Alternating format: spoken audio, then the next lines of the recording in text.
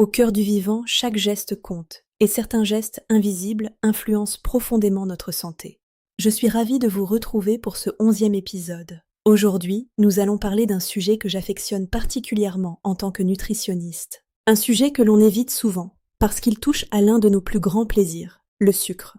Voici quelque chose qui va peut-être vous surprendre. En France, nous consommons en moyenne 35 kg de sucre ajouté par personne et par an. C'est le poids d'un enfant de 6 ans. Et la plupart du temps, vous n'en avez aucune conscience. Ce sucre en excès peut expliquer une fatigue chronique inexpliquée, des fringales irrésistibles en fin d'après-midi, un brouillard mental qui s'installe, des kilos qui résistent malgré vos efforts. Ces symptômes vous parlent ? Restez avec moi. Dans les prochaines minutes, je vais vous expliquer exactement pourquoi cela se passe et surtout quoi faire. Commençons par la base. Tous les glucides ne se valent pas. Certains aliments font monter votre glycémie très rapidement. Ce sont les sucres à index glycémique élevé, le pain blanc, les céréales soufflées, les sodas, les gâteaux industriels. D'autres la font monter doucement et durablement. Les légumineuses, les céréales complètes, les fruits entiers. Ces derniers sont vos alliés.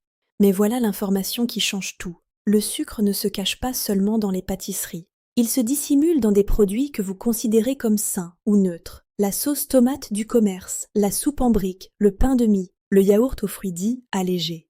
Sur les étiquettes, il porte plus de 60 noms différents. Sirop de glucose-fructose, maltodextrine, dextrose, saccharose inversée, autant de façons de brouiller les pistes. Et pourquoi est-il si difficile de résister ? Parce que le sucre crée une véritable dépendance. Chaque fois que vous en consommez, votre cerveau libère de la dopamine, la molécule du plaisir.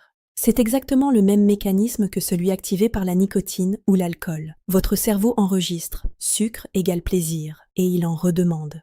C'est biologique, ce n'est pas une question de volonté. Voici ce qui se passe concrètement dans votre corps. Vous mangez quelque chose de sucré, votre glycémie monte en flèche. Votre pancréas réagit en envoyant un pic d'insuline pour faire baisser ce taux. Puis la glycémie chute brutalement. Résultat immédiat, un coup de fatigue, un manque de concentration et une fringale puissante qui vous pousse à remanger sucré. Ce cercle vicieux s'appelle la dysrégulation glycémique. À long terme, si ce cycle se répète jour après jour, votre corps entre dans un état de résistance à l'insuline. Vos cellules n'y répondent plus correctement. Cela engendre une fatigue chronique profonde, un brouillard mental persistant, parfois des troubles neurologiques, une inflammation de bas grade dans tout l'organisme et un stockage accru des graisses, en particulier au niveau abdominal. Des études récentes confirment également le lien entre une consommation excessive de sucre et le risque accru de maladies cardiovasculaires, de diabète de type 2 et de déclin cognitif. Alors, par où commencer ? Je vais vous donner des pistes concrètes, faciles à intégrer sans tout bouleverser. Parce que la santé, c'est aussi une question de plaisir, et l'objectif n'est pas de supprimer le sucre, c'est de le reprendre en main. Premier conseil, cuisinez vos propres douceurs. En remplaçant le sucre blanc par du sucre de coco, du sirop d'agave ou de la purée de dattes dans vos recettes de biscuits et de gâteaux, vous obtenez un index glycémique bien plus bas, un goût plus complexe, et surtout, vous savez exactement ce qu'il y a dans votre assiette. Deuxième conseil, tournez-vous vers des plaisirs simples et sains, une poire bien mûre, un fromage blanc avec un léger filet de miel, 2 carrés de chocolat noir à 70% minimum.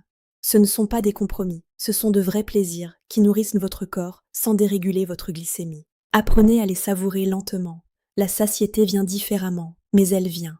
Troisième conseil, devenez experte des étiquettes. Prenez le temps de lire la liste des ingrédients, pas seulement le tableau nutritionnel. Un seul ingrédient mérite votre vigilance maximale, le sirop de glucose-fructose. Ce n'est pas du sucre ordinaire. C'est un sucre ultra transformé, dont le métabolisme favorise davantage la stéatose hépatique, la résistance à l'insuline et la prise de poids viscérale. Si vous le voyez dans la liste, reposez le produit.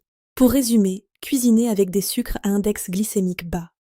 Choisissez des plaisirs simples et vrais.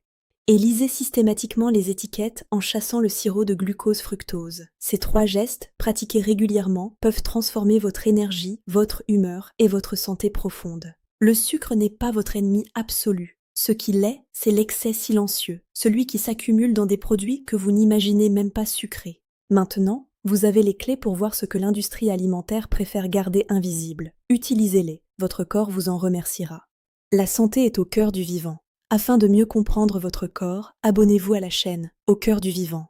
Si cet épisode vous a apporté quelque chose de concret, partagez-le avec une amie, une sœur, une collègue qui se pose les mêmes questions. Et dites-moi en commentaire, quel est le produit sucré dont vous avez le plus de mal à vous passer? Et dans notre prochain épisode, nous ferons un zoom approfondi sur les produits ultra transformés, comment les reconnaître, comment les remplacer, et pourquoi ils sont bien plus préoccupants que vous ne le pensez. Rendez-vous très bientôt.